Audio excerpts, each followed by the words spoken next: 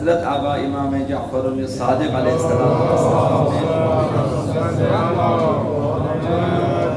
نے ارشاد فرمایا کہ جو شخص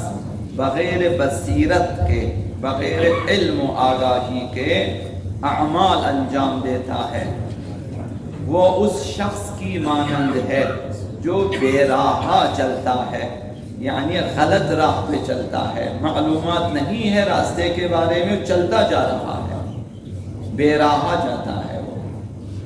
صحیح راستے کا علم نہیں ہے، ایک راستہ پکڑا ہے اور اس پہ جا رہا ہے، نہیں معلوم کہ آگے کہاں پہنچنا ہے۔ تو فرمایا کہ جو بغیر علم و آگاہی کے، یعنی بغیر معلومات کے عمل کرتا ہے، وہ بے راہا چلتا ہے،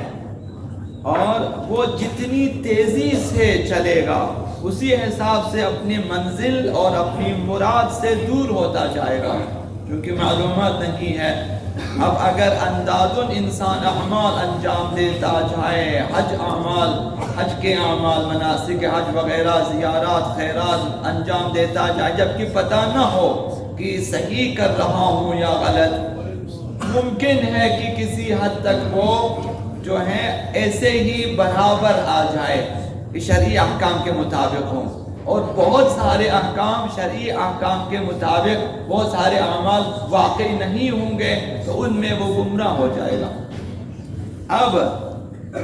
اگر کسی شخص نے اس علم کے بعد، اس آگاہی کے بعد کہ مجھے کسی جامع الشرائط فقیہ کے مطابق جانا چاہیے، نہیں سیکھتا وہ دینی احکام، قیامت کے دن اس سے سوال ہوگا، پوچھا جائے گا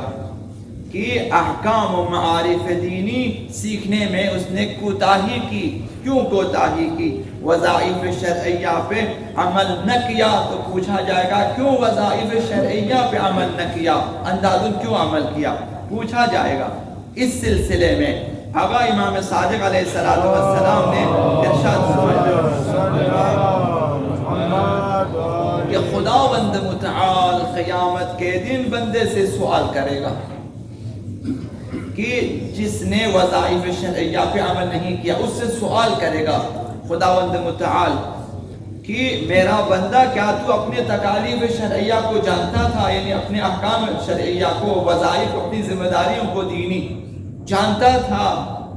اگر بندہ کہے گا ہاں میں جانتا تھا، مجھے پتا تھا کہ میری ذمہ داری کیا ہے، تو کہا جائے گا کہ جو کچھ تمہیں پتا تھا، جانتا تھا، ان پر عمل کیوں نہ کیا؟ اگر عمل نہ کیا ہو، پوچھا جائے گا۔ اگر یہ بندہ کہے کہ خدایا مجھے نہیں معلوم تھا، پتہ نہ تھا، مجھے احکام شرعیہ کے بارے میں علم نہ تھا، تو خداوند متعال اس سے سوال کرے گا کہ سیکھا کیوں نہیں، تاکہ اس پر عمل کرے۔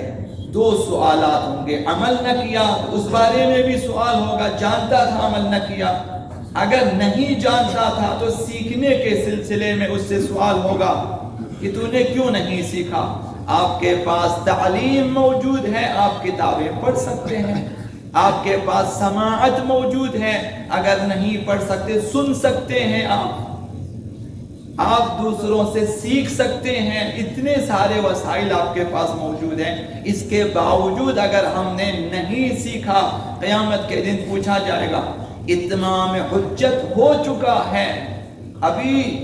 عام 90% یعنی 99% افراد نہیں کہہ سکتا کہ ہمیں ان چیزوں کا پتہ ہی نہیں تھا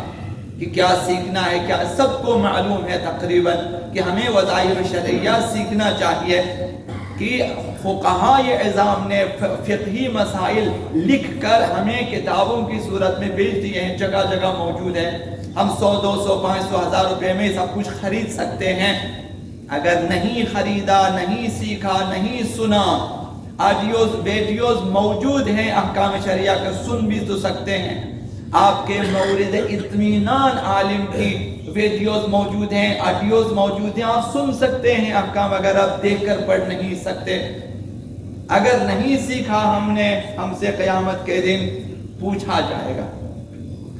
اب اصول دین کا جو تعلق ہے، اس میں چونکہ یقینی اعتقاد ضروری ہے، تو کسی طرح سے بھی آپ کو اس طرح سیکھنا چاہیے کہ آپ کو یقین حاصل ہو جائے توحید پروردگار کے بارے میں، وجود پروردگار کے بارے میں، صفات ثبوتیہ کے بارے میں، صفات سلبیہ کے بارے میں، عدل الہی کے بارے میں، نبوت کے بارے میں، نبوت عامہ و خاصہ کے بارے میں، امامت عامہ و خاصہ کے بارے میں، قیامت کے بارے میں، اور منازل آخرت کے حد داخل جنت دوزخ اور پل صراط اور حساب و کتاب میدان عمل کے بارے میں آپ کو یقین حاصل ہونا چاہیے۔ اب چاہے آپ کسی سے سیکھیں، اس طرح سیکھیں کہ آپ کو یقین ہو جائے، نہیں کہ اس نے بتایا تھا میں عمل کر رہا ہوں، نہ اس طرح اس سے پوچھیں تاکہ وہ جواب دیں اور آپ کو یقین حاصل ہو جائے۔ معمولی دلیلیں بھی ہوں کہ آپ کو اطمینان ہو جائے تب بھی کافی ہے، یعنی اس حد تک ضروری ہے۔ اب یہ اصول دین، اس میں تقلید جائز نہیں ہے کہ صرف کسی کے کہنے کے مطابق کہیں کہ اللہ ایک ہے، کس نے کہا، استاد نے کہا، ماں باپ نے کہا ایک ہے، بس ایک ہے، مجھے خود نہیں معلوم، یہ کافی نہیں ہے، خود آپ کو اطمینان ہونا چاہیے۔ اور دوسرا، احکام ضروری دین، احکام قطعی دین میں بھی تقلید جائز، تقلید نہیں ہے اس میں بھی،